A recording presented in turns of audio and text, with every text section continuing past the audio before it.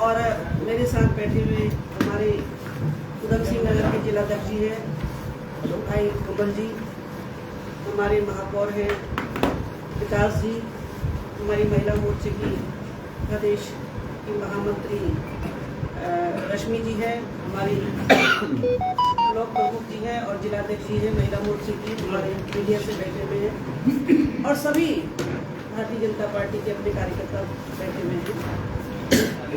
जैसा सभी को आपको पता होगा कि विषय हमारा जो नारी बंधन अधिनियम है, इस पे हमारा विषय है। आपने देखा ही होगा 16 और 17 तारीख को जब लोकसभा में ये कार्यक्रम चल रहा था, नारी बंधन अधिनियम लागू करने के लिए हमारे माननीय प्रधानमंत्री जी लगे हुए थे कि महिलाओं को इतने यानी पूरा आज़ादी के इतने साल भी के बाद भी महिलाओं को इसका लाभ नहीं मिल पा रहा है। जो महिलाएं परिवार की धुरी हैं, जो महिलाएं देश को चला सकती हैं, ऐसे में जो नारी बंधन अधिनियम हमारा चला, महिलाओं की सुरक्षा और सम्मान को देखते हुए उनकी नीतियों को बनाने के लिए केंद्र में और महिला की गरिमा को, उसका सशक्तिकरण किस तरीके से हो, उसको सर्वोच्च प्राथमिकता हमारे माननीय प्रधानमंत्री जी ने दी। यानी मोदी सरकार में जो योजनाएं बनी उसकी धुरी केवल महिलाएं रही। आपने देखा होगा जब पहला उनका 15 अगस्त को लाल किले से भाषण हुआ था, तो भी उन्होंने उस भाषण में, पहले भाषण में कहा था कि पूरे देश में जो है इतने हम चाहते हैं कि शौचालय बने।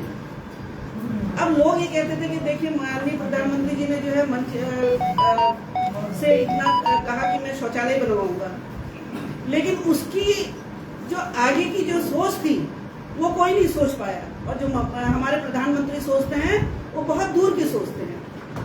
आखिर उन्होंने उस गरीब महिला को, जिनसे रोग उत्पन्न हो रहे थे, जिनकी कितनी बीमारियां हो रही थी, कितने हादसे हो जा रहे थे, उसके लिए हमारे देश में उसके बाद उन्होंने करोड़ों शौचालय ऐसे खोले हैं जिनमें हमारी लड़कियों को, जिनमें हमारी माताओं बहनों को सुविधा हो रही है। ऐसे जो है माननीय मोदी जी ने शौचालय खोले हैं।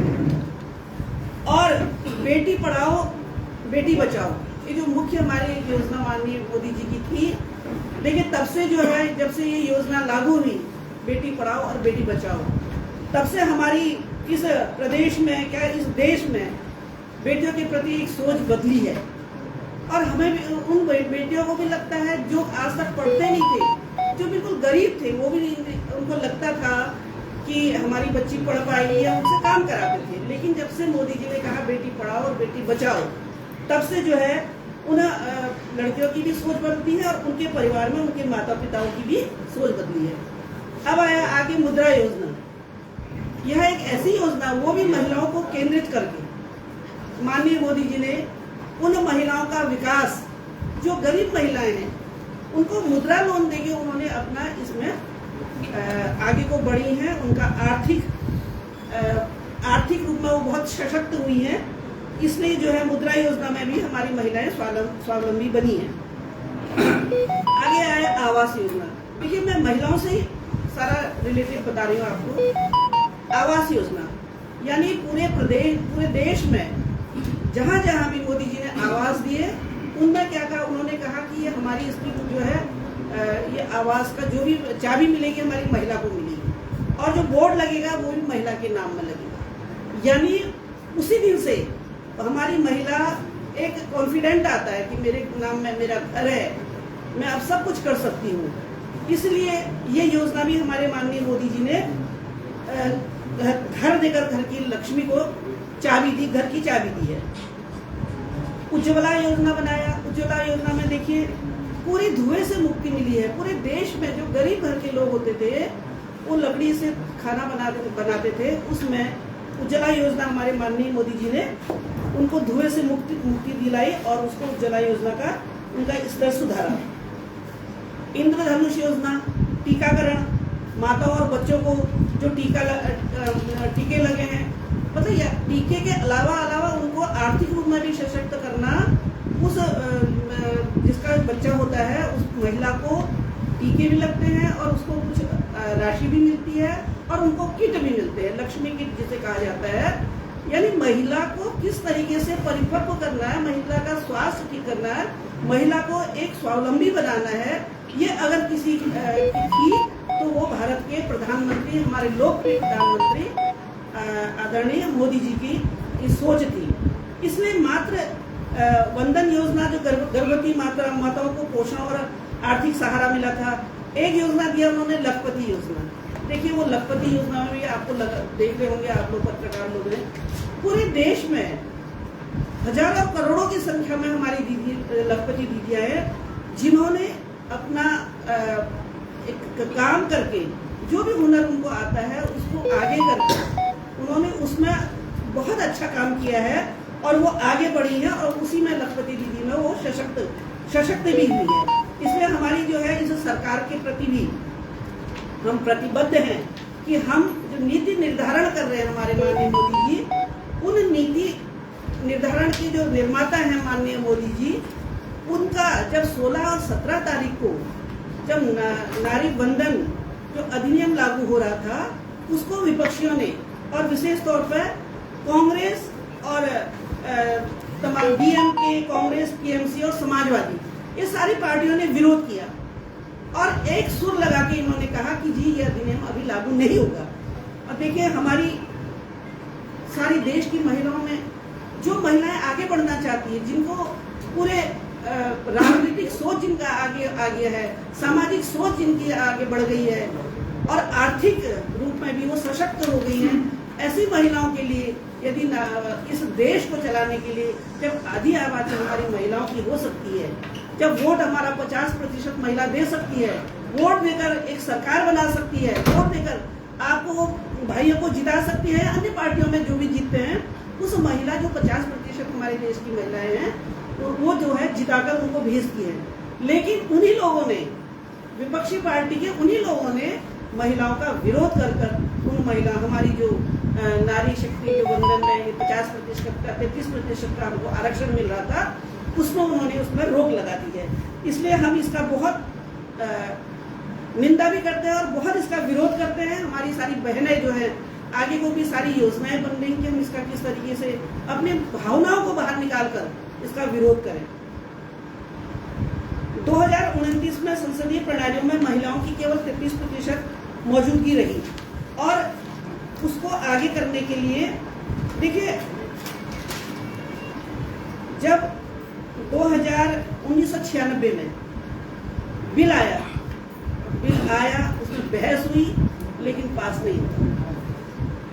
फिर दोबारा आया 2010 में, बिल आया और केवल एक ही सदन में पास हुआ और दूसरे सदन में वो नहीं चल पाया।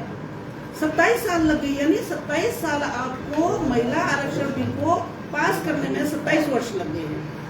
और उसके बाद जब 2023 में मोदी सरकार जी ने कानून बनाया, तब भी इन्होंने जो है इसका विरोध कर इसका विरोध किया और महिलाओं की जो नारी वंदन अधिनियम है उसको लागू नहीं होने दिया। और इसीलिए हमारे गृह मंत्री जी ने भी स्पष्ट कहा, विपक्ष के झूठ को बेनकाब करते हुए उन्होंने कहा कि दक्षिण भारत का अनुपातिक प्रतिनिधित्व सुरक्षित रहेगा।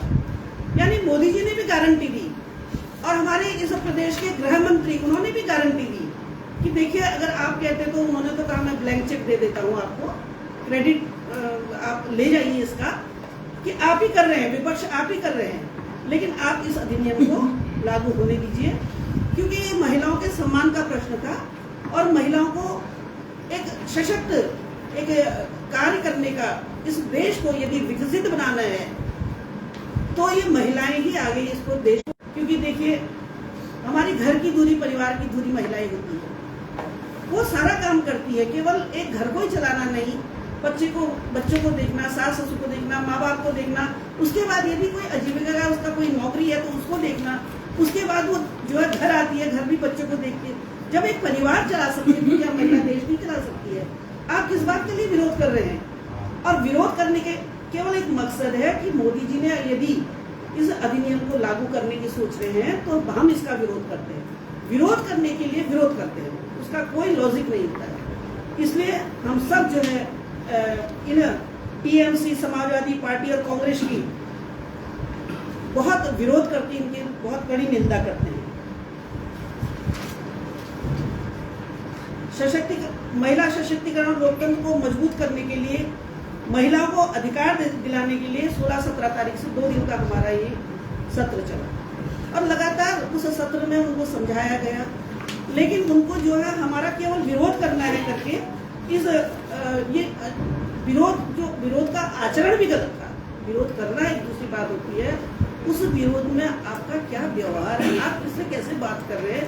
आप विपक्ष के नेता हैं, आपका तो इतना सम्मानित पद है पूरे देश में। देखिए, विपक्ष का नेता बिल्कुल सामने होते हैं, प्रधानमंत्री और विपक्ष का नेता आमने सामने रहते हैं, लेकिन आपको बोलने का तमीज नहीं। आप कैसे मैं कह रही हूँ, आप प्रधानमंत्री समझ के मत बोलिए। घर के एक बड़े से कैसे बोला जाता है, ये हम सबको पता है। यदि हमारे संस्कारों में, हमारे परिवार में ये बताया जाता है कि आप बड़े का आदर करो, आप बड़े से श्रद्धा, उनकी जो है इज्जत से बोलो, लेकिन प्रतिपक्ष के नेता को आपने देखा होगा, बहुत उनका बोलने का तरीका इतना गंदा है कि आदमी सोचने पर मजबूर हो जाता है, भाई ये विपक्ष के नेता है या कोई सड़क में घूमने वाले हैं। इसलिए जो है हम विपक्ष के नेता की विशेष तौर पर राहुल गांधी की भी बहुत घोर निंदा करते हैं, प्रियंका गांधी की भी घोर निंदा करते हैं कि उन्होंने, प्रियंका गांधी महिला होकर महिला के पक्ष में बात नहीं करी और हमारा विरोध किया। अब देखिए, जो मोदी जी सोचते कि 2029 में हम इसको लागू करेंगे, अभी तो हुआ नहीं। अब क्या है, 2035 में होगा, उसके बाद पता नहीं कब ये लागू होता है। और कम से कम हम तो अभी इस उम्मीद में नहीं रहते कि मैं इसमें लड़ पाऊंगी। हमारी तो उम्र जा रही है, थोड़ी सी उम्मीद थी कि हो सकता है अगर ये 29 में लागू हो जाता तो हमें भी महिला होने के नाते थोड़ी एक उम्मीद थी कि हम भी चुनाव लड़ पाएंगे, लेकिन ये जब लागू नहीं हुआ तो हमें भी बहुत निराशा हुई। मैडम, विपक्ष का कहना है कि 2023 में ये बिल पास हो गया था सदन में, उस समय भाजपा ने इसे लागू नहीं किया और अब जो है भाजपा अपने फायदे के लिए इसे लागू कर रही है। उसका तो साफ कहना है कि जो सीटें वर्तमान 543 उस पर ही भाजपा इसे लागू क्यों नहीं करती। 543 सीटें क्या बोल, जो 543 सीटें जो हैं वर्तमान में, उन्हीं सीटों पे महिला बिल जो है लागू क्यों नहीं करती, महिलाओं को आरक्षण क्यों नहीं दी। एक बात बताइए, क्या पूरे देश में महिलाओं को लड़ने का अधिकार नहीं है? आप ये बताइए। नहीं, अभी 543 अब पूरा वो देश कहते को हैं लड़ कि रहा है। उन्हीं में से आप 543 में से ही आप जो है आरक्षण लागू कीजिए, ऐसे कैसे होगा? जब एक देखिए, आप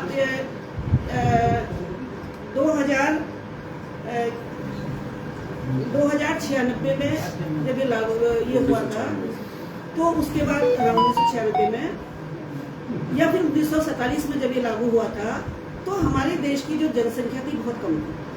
आज हमारे देश की जनसंख्या बढ़ गई, 7-8 लाख में सांसद हुआ करता था, ठीक। अभी क्या है, 25 लाख 30 लाख एक सांसद के क्षेत्र में 25 लाख वोटर हुए। अब उस पैसा तो उतना ही है, और ये विकास करना है तो आप कैसे करेंगे? आपको तो बढ़ाना ही पड़ेगा ना, सीटें तो आप, परिसीमन भी आपको करना पड़ेगा, सीटें भी आपको बढ़ानी पड़ेगी। ये तो बहुत आवश्यक है ना। देखिए, 25 लाख और 1 लाख या 7 लाख में अंतर है। अगर 7 लाख हुआ करता तो विकास अपने आप होगा एक सांसद का, तो 25 लाख है, 26 लाख है, कहीं कहीं तो 30-30 लाख भी एक सांसद के अंदर में आते हैं। ये बताइए। विपक्ष का कहना तो ये भी है कि जब सीटें बढ़ेंगी, 543 से 800 से ज़्यादा हो जाएंगी, विधानसभा की सीटें बढ़ेंगी, तो देश पे बोझ भी बढ़ेगा, क्योंकि वर्तमान में सांसद और विधायकों को कितना वेतन मिल रहा है, कितना खर्चा आ रहा है, और एकदम डबल हो जाएगा तो फिर खर्चा बढ़ेगा, देश पे बोझ बढ़ेगा सीधा। तो विकास भी तो होगा ना, विकास भी तो होगा। आखिर देश को विकास करना है या नहीं करना है? क्या हम 1947 की तरह रहे? देश को एक विकसित भारत बनाना है तो कहीं ना कहीं हमें ये तो सोचना ही होगा कि हमें सांसदों की संख्या बढ़ानी है। अच्छा, भाजपा इस बिल को सदन में लेके आई, क्या भाजपा ने पहले से तैयारी नहीं की थी? पहली बार सदन में बिल जो फेल हुआ है, दिल्ली फेल हुआ है, इसके पीछे क्या कारण है? अगर और आगे भविष्य में फिर इसे कैसे पास कराया जाए? देखिए नरेंद्र जी, आज जो ये मेन है, हमारा उद्देश्य क्या है कि इस देश के अंदर सबको समान रूप से प्रतिनिधित्व मिले। हमारे यहाँ महिलाएं भी हैं, पुरुष भी हैं, आधी वाली महिलाओं की, आधी पुरुष भी हैं। आप जो कह रहे हैं कि हमारे देश पर दबाव बढ़ेगा, लेकिन आप ये मान के चलिए कि एक एक सांसद पर इतना दबाव है, वो क्षेत्र में जा ही नहीं सकता। और हम उन लोगों के साथ भी अन्याय कर रहे हैं कि जहाँ प्रतिनिधित्व हम दे नहीं पा रहे हैं। तो एक तो प्रतिनिधित्व सबको मिलना चाहिए। जो हमारी लोकसभा है वो जब छोटी होगी तो हमारे सांसद सब जगह पहुँच पाएंगे, और वो बजट और वो नीति, आज आप देख रहे हो देश की जीडीपी तीसरे स्थान पर पहुंच गई। आज इतना बड़ा इंफ्रास्ट्रक्चर आ रहा है। तो मैं ये कहूंगा कि जो कांग्रेस की 70 साल तक लूट चलती थी वो तो 2014 से ही बंद हो गई। तभी जब हमारे पास फंड है, हमारे पास बजट है, तभी हम प्लानिंग बढ़ा रहे हैं। आज चाहे वो निकाय हो हमारे, चाहे हमारे विधानसभाएं हो, लोकसभा हो, सब जगह एक अलग डेवलपमेंट की प्लानिंग चल रही है। हमने स्मार्ट सिटी के रूप में भी शहर को आगे बढ़ाया है। मैं ये कहना चाहता हूँ कि आज ये प्रेस का उद्देश्य जो है, हमारा उद्देश्य यह है कि हम समान रूप से सबको प्रतिनिधित्व देना चाहते हैं। हमारी सरकार ये चाहती है कि हमारी जो आधी आबादी है, जब पंचायत में आरक्षण दिया तब तो कांग्रेस ने खुशी खुशी समर्थन किया, क्योंकि पंचायत से उनकी सीटें डिस्टर्ब नहीं हो रही थी। और जब आज हमारी ये ब्लॉक प्रमुख रीना गौतम जी हमारे बगल में बैठी है, कहीं ना कहीं एक सशक्त नेतृत्व आया है। जब पढ़ी लिखी महिला, जब उनको मौका मिल रहा है, तो जब पंचायत के अंदर हमने देखा आज बहुत सारी ऐसी प्रधान है जो पहाड़ के अंदर इतना अच्छा काम कर रही है कि मैं उनको देखता हूँ कि वो राष्ट्रपति से सम्मानित हो रही है। बहुत सारी वीडियो उनकी वायरल होती है। आखिर कांग्रेस को क्या डर है? एक तरफ वो बहाना बनाते हैं कि सीटें कम हो जाएंगी। उसका प्रेजेंटेशन हमारे अमित शाह जी ने दिया कि किसी भी राज्य में सीटों की परसेंटेज कम नहीं हो रही है, यानी उस परसेंटेज के अनुपात में वो सीटें बढ़ रही हैं। यानी एक उत्तराखंड है, आज यहाँ 5 सीटें हैं, एग्जाम्पल यहाँ 7 सीटें होंगी या 8 सीटें होगी, तो वो उस परसेंटेज से हमारी सीटें यहाँ बढ़ रही हैं। ऐसा कहीं किसी स्टेट में नहीं है। खाली वो महिलाओं को रोकना चाहते हैं। आज महिलाएं जागरूक हो गई हैं, आज महिलाएं देश का नेतृत्व कर रही हैं, और ये हमारी संस्कृति में है। हमने माँ दुर्गा की पूजा की है, माँ काली की पूजा की है, यानी जब देवी देवताओं पर भी कष्ट आया तो उन्होंने नारी को ही आगे किया है। और ऐसा नहीं है, जब मुगलों ने हमारे पे राज किया, अंग्रेजों ने हमारे पे राज किया, तो रानी लक्ष्मीबाई जैसी हमारी वीरांगनाओं ने, ऐसी बहुत सारी वीरांगनाएं हैं जिन्होंने घर से निकलकर अपने संतान को भी संभाला, अपने राज्यों को भी संभाला, और उसके बाद उनके दुश्मनों के छक्के छुड़ाने का भी काम किया। आज हम देखते हैं हमारी राष्ट्रपति है द्रौपदी मुर्मू, आप देख रहे हैं देश को नई दिशा दे रही है। आज हमारी निर्मला सीतारमण वित्त मंत्री है। ऐसे अनेकों उदाहरण हैं। आज वो जीडीपी तीसरे स्थान पर लेके चली गई है। अभी दिल्ली की मुख्यमंत्री हमारी बनी है। आप देख रहे हैं किस प्रकार से नए विचारों, नए के साथ काम हो रहा है। यानी हम अपनी बहनों पर भरोसा ही नहीं करना चाहते हैं। मैं देखता हूँ कि हमारी बहनें, हमारे परिवार भी हैं, हमारी पत्नियां इस प्रकार से पूरे घर को भी मैनेज करती हैं। अगर उसमें से कई बहनें ऐसी हैं कि घर का काम करने के बाद फिर जाके जॉब भी करती हैं। तो ये हम अगर अपनी बहनों पे भरोसा नहीं कर रहे हैं, हम बहाने बना रहे हैं, और उसमें कुछ दल तो उसमें भी तुष्टिकरण ढूंढ रहे हैं, जिन्होंने 70 साल तक मुस्लिम तुष्टिकरण की बात की है। आज वो कहते हैं कि मुस्लिम बहनों को ये सीटें दे दी जाए। मैं पूछना चाहता हूँ, क्या हिंदू बहनें इतनी कमजोर हैं कि इनका नेतृत्व मुस्लिम करेंगी? आप धर्म के आधार पर क्यों बांट रहे हैं भाई? हाँ, नेतृत्व बहनें करेंगी। ये उसमें मुस्लिम भी हो सकती है, उसमें हिंदू भी हो सकती है, सभी हो सकती है। हाँ, आपके दलों पर निर्भर करता है। आप खाली वहां बोलते हैं। आप मुसलमानों का आज तक आपने कोई उद्धार नहीं किया 70 साल में। 3 तलाक की बात आती है तो आप मुस्लिमों का समर्थन करते हैं। आखिर आप चाहते क्या है? आप कब तक इस देश को पीछे ले जाना चाहते हैं? 2014 से बाद में इस देश का स्वरूप बहुत बदला है, और मैं बहुत भरोसे के साथ कहता हूं कि हमारी बहनों को जब भी नेतृत्व मिलेगा वो पुरुषों से अच्छा काम करेगी, क्योंकि जिस ईमानदारी और निष्ठा के लगन के साथ उनको काम करने का जज्बा होता है, और ईश्वर ने उनको ताकत दी है। अगर एक इंसान को धरती पे लाने का भी कोई काम कर रहा है तो हमारी बहनें कर रही हैं। उनको वो ताकत दी गई है कि वो अपनी दर्द पीड़ा के बाद भी एक इंसान है, उसको जन्म देने की भी क्षमता रखी है। तो ये नारी शक्ति को जिस प्रकार से प्रधानमंत्री ने इस बिल का नाम रखा नारी शक्ति वंदन, यानी हम नारियों को सम्मान कर रहे हैं। हम कोई इसमें लाभ हानि नहीं ढूंढ रहे थे कि हमें कोई विशेष, अगर चुनाव होगा तो आपके दल में भी बहनें होगी। क्या सारी बहनें बीजेपी से ही जुड़ी हैं? उनको ये खतरा हो रहा है कि सारी बहनें मोदी जी को पसंद कर रही हैं, कहीं ना कहीं उन्हें राजनीतिक अस्तित्व मिलता हुआ नजर आ रहा है। तो हम लोग अभी आज इस बिल को नहीं ला पाए हैं, हमें इसका खेद है।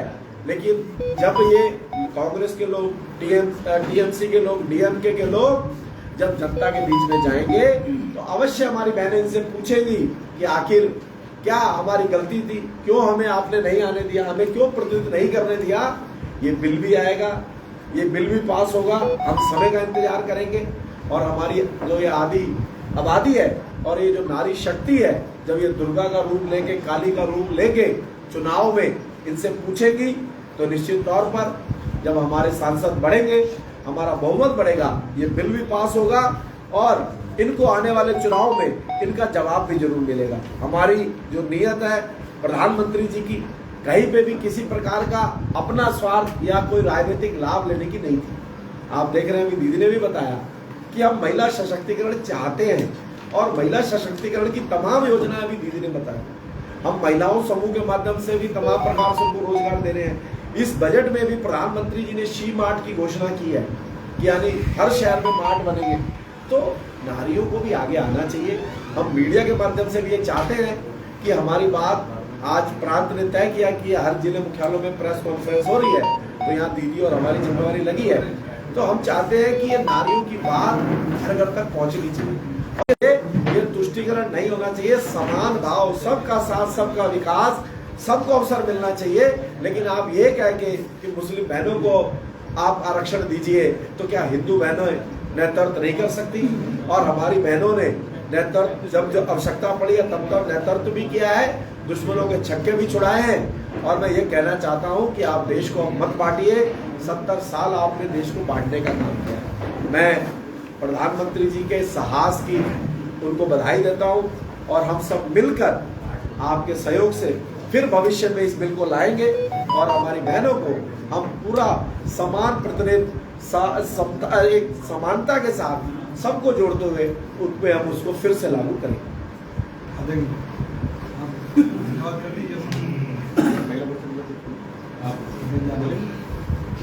सर, शबीपुर में जो महिलाएं और युवतियां काम कर रही हैं उनका शोषण हो रहा है, उनके लिए क्या कैसे शोषण किस प्रकार से? कुछ उन्हें हड़ताल करने को मजबूर करना हो रहा है, काम नहीं मिल रही है सेक्टर में। ये कौन सी कंपनी है? बहुत सी कंपनियां हैं ऐसी। नहीं, कोई वेतन की बढ़ोतरी को लेकर है, मेनली वेतन ना बढ़ाए। आप पार्टिकुलर कोई अगर विषय बताएंगे तो ऐसे मैं उस पर तब जवाब दे पाऊंगा। यजाकी कंपनी में जैसे भी हुआ था कि वेतन ना बढ़ाने। एक जना बताओ। एक टाटा कंपनी है जो कि टाटा का ही वेंडर है, वो भी है, 2-3 और कंपनी। ठीक है, क्या प्रॉब्लम उसमें? वेतन बढ़ाने को लेकर।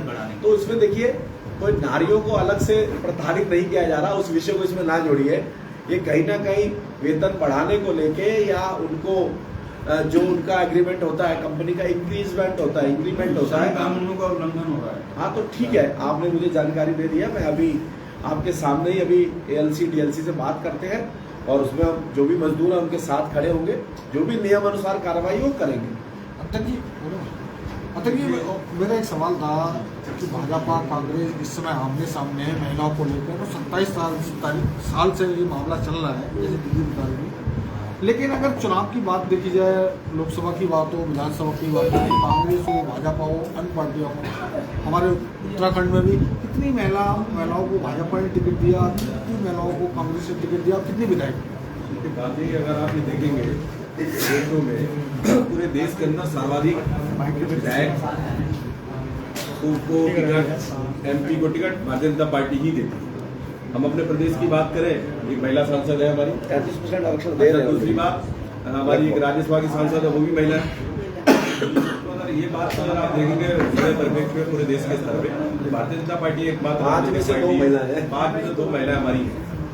विधायक भी है, बहुत विधायक भी है और हमारी पार्टी इसमें, और माननीय मोदी जी मेयर से मेयर सब जगह हम लोग देते हैं। चेयर तो अपने ब्लॉक बगल में बैठे हमारे। हमने तो भारतीय जनता पार्टी का जो संगठन है, हमारी पार्टी ज्वाइन कर ली बीजेपी। भारतीय जनता पार्टी एक हमें रहता है ना कि ज्वाइन हो जाती है। ऐसा भारतीय जनता पार्टी का जो संगठन है, उस संगठन के अंदर भी हमारे यहाँ सर्वाधिक महिलाएं हमारी पार्टी के अंदर है। और आदरणीय मोदी जी संकल्पबद्ध है महिलाओं को, भाई मोदी जी की सरकार महिलाओं के अधिकारों के लिए लगातार संघर्ष कर रही है और निश्चित रूप से ये जो अधिनियम और जो आरक्षण है, ये मोदी जी की सरकार देगी आने वाले समय में। आप देखेंगे और कोई किसी का ठीक है। कुछ और क्या? हाँ बोले प्रमुख जी आप बोलेंगे कुछ?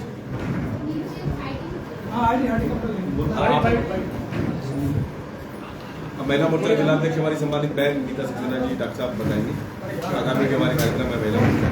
जैसे कि आप लोग देख रहे हैं कि इस समय सभी महिलाएं बहुत ही ज्यादा दुखी हैं और गुस्से में भी हैं। उनका गुस्सा आप सभी लोग देख रहे हैं क्योंकि जो ये बर्ताव विपक्ष ने किया है बहुत ही मतलब अच्छा नहीं किया कि एक तो बिल पास नहीं होने दिया और उसके बाद जो उन्होंने वहां पर कृत्य किया कि तालियां बजा रहे थे महिलाओं के लिए, वो तालियां बजा करके इस तरह का वो दिखा रहे थे। तो इस तरह महिलाएं मतलब समझती है, देखिए भारतीय नारी सब कुछ समझती है, हर दुख को सहती है, लेकिन जब समय आता है तो बदला भी लेती है। तो हमें लगता है कि हमारे जो उन्होंने हमारे साथ किया है तो हम महिलाएं सभी इस बात से बहुत नाराज हैं, क्रोधित हैं और अपना गुस्सा दिखाने के लिए हम लोग जल्दी प्रदर्शन करने वाले हैं। हमारे यहाँ भी महिला सम्मेलन प्रदर्शन होने वाला है जिसमें सभी महिलाएं रोष व्यक्त करेंगी और आने वाले समय में भी आप लोगों को महिलाओं का रोष दिख जाएगा क्योंकि महिलाएं देखती है कि कौन उनके साथ है और कौन उनके रास्ते में खड़ा है। तो उसका जल्दी आप लोग को रोष भी नजर आने वाला है। सभी पत्रकार बंधुओं का बहुत बहुत